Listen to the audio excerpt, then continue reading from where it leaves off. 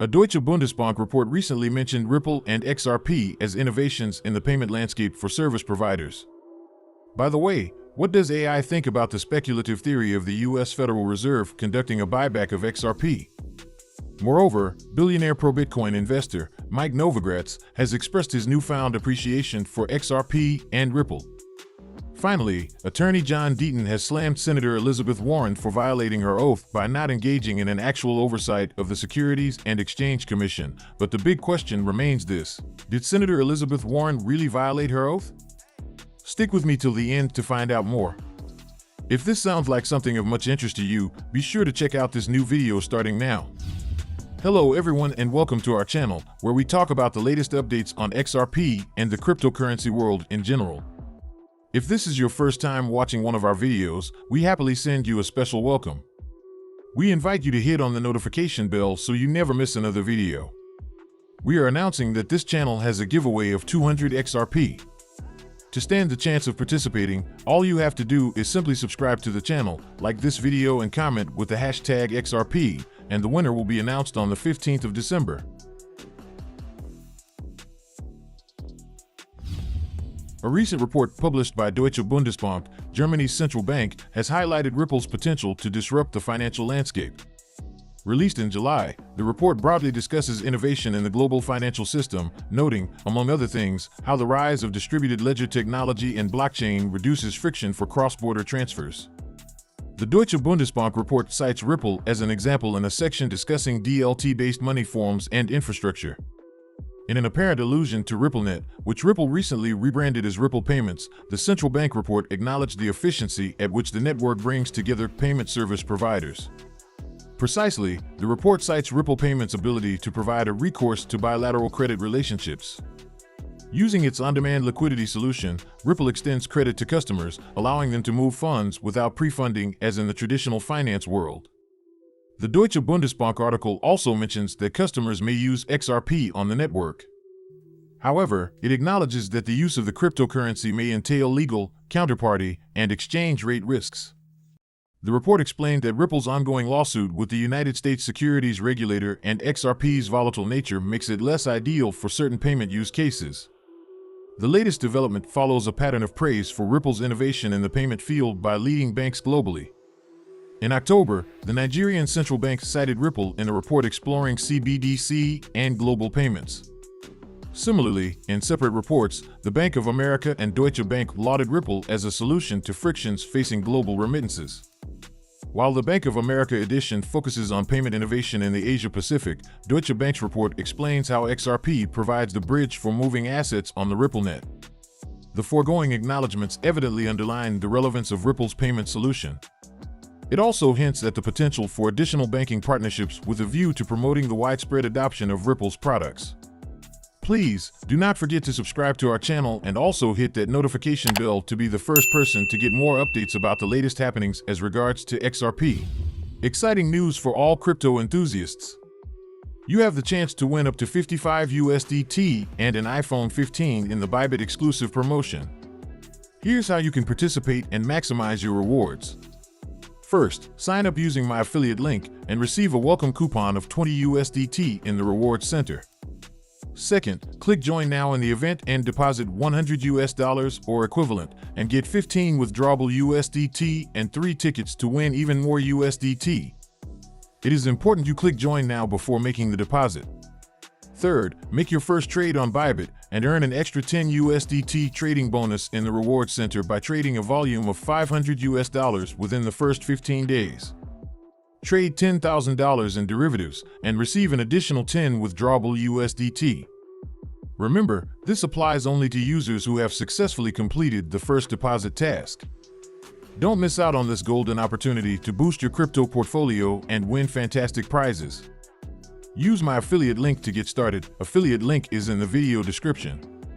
Hurry, the promotion is only valid from October 26th to December 30th. Seize the moment and dive into the world of crypto trading with BYBIT. Panos Mekras prompted Corcel, an AI tool which operates through the decentralized AI network Bittensor, to give its own opinion concerning the speculative theory of the US Federal Reserve conducting a buyback of XRP. According to Corcel, the theory suggesting a Federal Reserve buyback of XRP at an exorbitantly high price lacks practical and logical grounding. The AI tool outlined several reasons why the theory holds no water. Firstly, it pointed out that the mandate of the Federal Reserve involves influencing monetary policy, supervising banks, and maintaining the financial system's stability. As a result, Corcel argued that engaging in the buyback of a cryptocurrency like XRP does not align with Fed's core functions. Furthermore, Corcel highlighted the potential for market manipulation if the Fed were to buy back XRP at an artificially high value. It noted this action would undermine the credibility of the Federal Reserve and conflict with its mandate to ensure a stable financial system. Moreover, the AI tool emphasized the decentralized nature of XRP on a global network of nodes and validators. It remarked, "The Fed would have no control over the XRPL, making it an unsuitable asset for the Fed to invest in or buy back."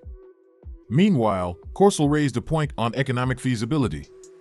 It highlighted that with the total supply of XRP at 100 billion tokens, repurchasing XRP at an elevated price would lead to an astronomical market valuation. It claimed such a scenario would render it economically impractical and disproportionate to the global economy's scale. Furthermore, the AI tool cited that no existing legal precedent or regulatory mechanism permits the Fed to participate in repurchasing a digital asset.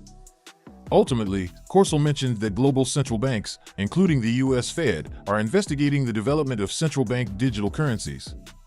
These would be sovereign digital currencies issued and regulated by the central banks themselves, rather than adopting an existing decentralized cryptocurrency, Corcel submitted. Furthermore, in a recent podcast, Novogratz revealed that he initially doubted XRP's longevity in the crypto scene. Per his admission, the mistrust was due to Ripple's significant ownership stake in XRP. However, he has now commended the XRP community for their dedication to the XRP project. "I was skeptical that XRP would have lasting power because payment company Ripple owns 60% of XRP. And I was like, that just doesn't seem a proposition that's going to work. And I've been dead wrong," admitted Novogratz during the podcast. He went on to give credit to Brad Garlinghouse, Ripple's CEO, and the entire Ripple team. Additionally, Novogratz acknowledged Ripple's transformation into a formidable institution in the payment landscape.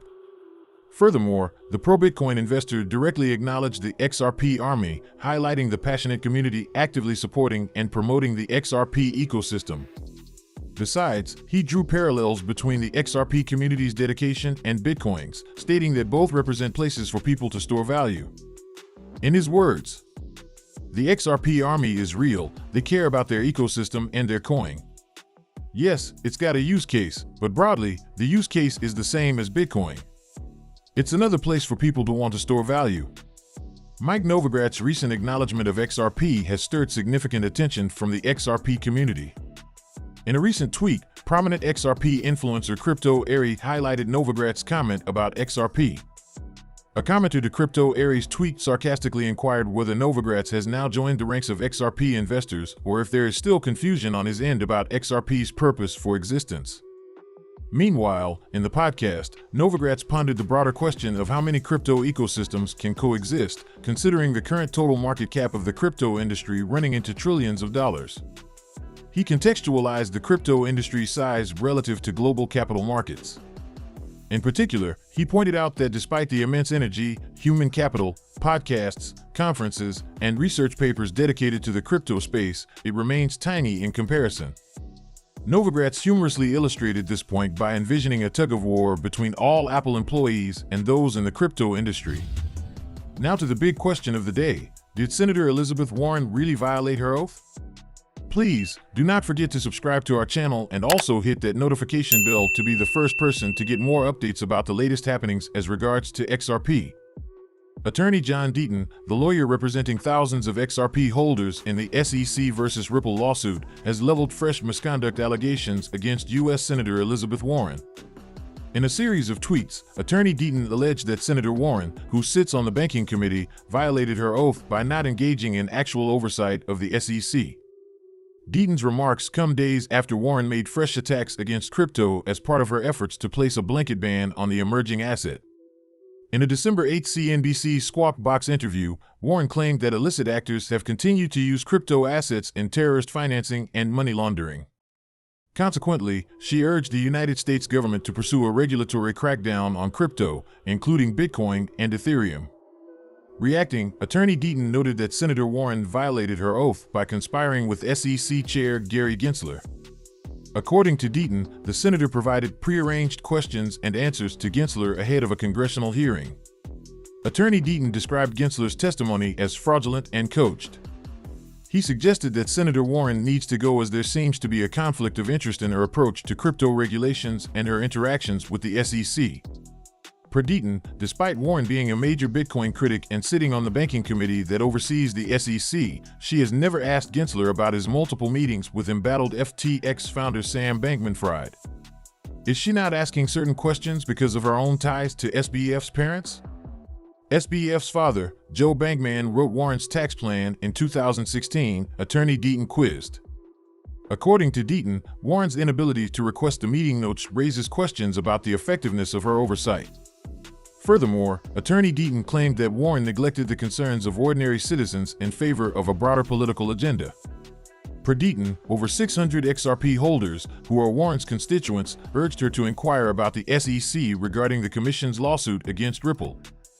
Deaton stated that she ignored the request as staff from her office said, the senator will not help considering the SEC sued a couple billionaires Brad Garlinghouse and Chris Larson. Make sure you like the video, don't forget to subscribe and hit the notification bell. This really helps me with the YouTube algorithm. Also, you can help enlighten others just like you have been enlightened by sharing this video to as many people as possible. Let's get this news everywhere, guys. If you are a true cryptocurrency fan, don't miss any of our content. See you tomorrow to talk about the latest news that concerns us all as a community.